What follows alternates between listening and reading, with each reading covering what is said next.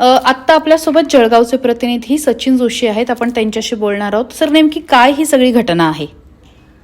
घटना अशी आहे की पुष्पक एक्सप्रेस जळगाव रेल्वे स्थानकावरून मुंबईकडे जाण्यासाठी निघाली. जळगावहून निघाल्यानंतर माहिती आणि परधाडे ही दोन छोटी रेल्वे स्थानक मध्ये लागतात. त्या दरम्यान या पुष्पक एक्सप्रेसच्या एका बोगीमध्ये आग लागल्याची अफवा पसरली. धूर निघाला डब्यातनं आणि आग लागल्याची अफवा पसरल्याने काही प्रवाशांनी रेल्वेच्या बोगीमधून उड्या मारल्या आणि समोरून येणाऱ्या कर्नाटक एक्सप्रेस खाली काही प्रवासी चिरडले गेले.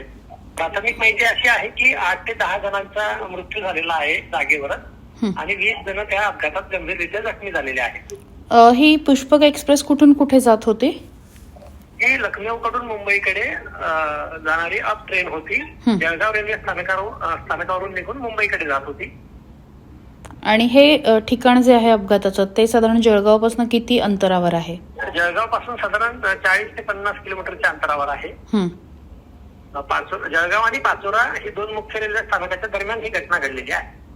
आता या जे जखमी आहेत त्यांना कशी मदत मिळते? प्रशासन तिथपर्यंत पोहोचलंय का?